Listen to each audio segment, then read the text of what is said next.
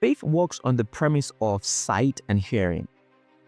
So you can't have faith if you've not seen or if you've not heard. And the reason that is because it curtails the boundaries to what you can believe God for.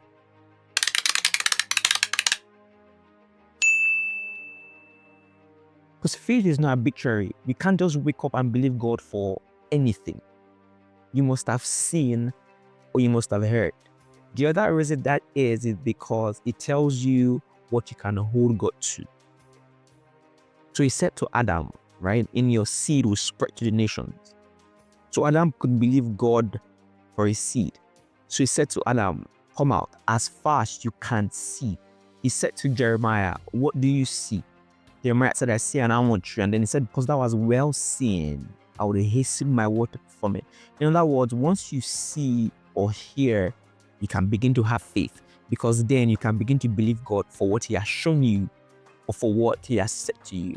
And there's also a risk to that. And the risk is because we've seen or heard, we might be tempted to believe that we can accomplish it ourselves.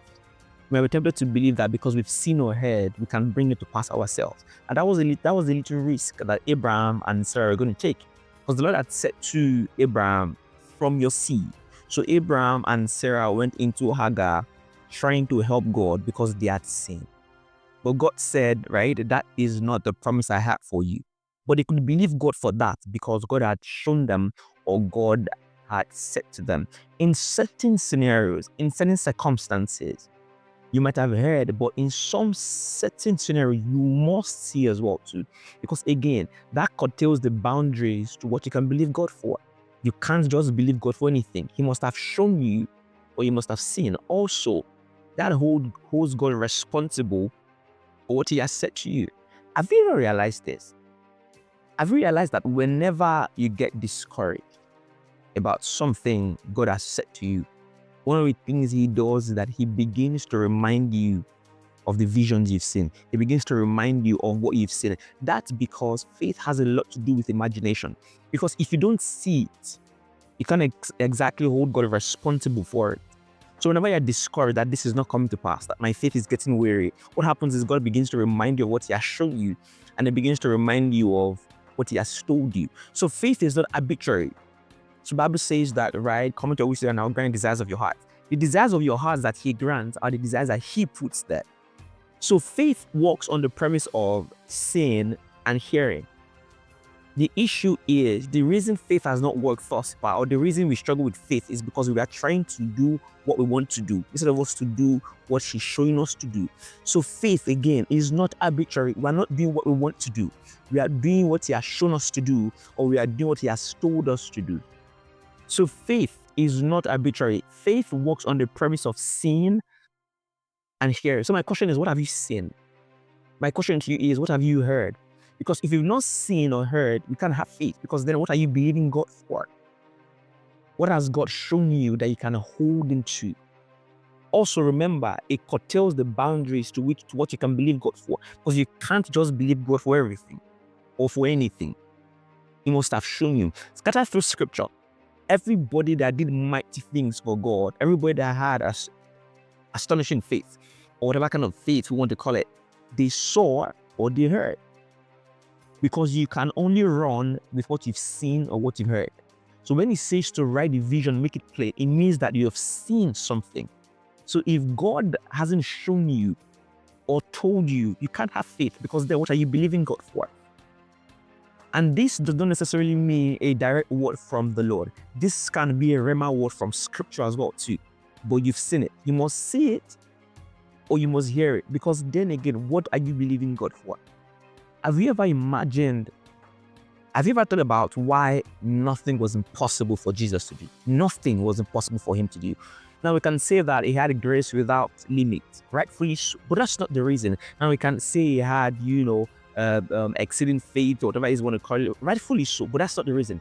The reason Jesus could do anything and almost everything, the reason nothing was impossible for Jesus is because of what he said in John chapter 6, and I will show us shortly. John 5 verse 19, listen to this powerful stuff. It says, then answered Jesus and said unto them, verily, verily, I say unto you, the Son can do nothing of himself, but what he seeth the Father do. That is where the secret is. For what things soever he doeth, these also doeth the Son likewise. In other words, Jesus never does whatever God is not doing. That is exactly what faith is. Remember, you must have seen. Again, the issue is we are trying to do what we want to do instead of us doing what he has shown us to do.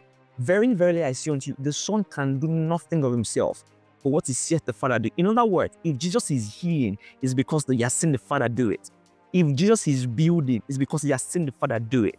Faith works on the premise of sight and hearing. If you've not seen or heard, there is nothing to believe God for. If you've not seen or heard, there is nothing to hold God to. There is nothing to hold God towards to say, God, what have you? He said to Abraham, as far as you can see. See. Verily, verily, I say unto you, the Son can do nothing of himself, but what he seeth the Father do. Faith works on the premise of sight and hearing. If you've not seen, you've not heard, you cannot have faith.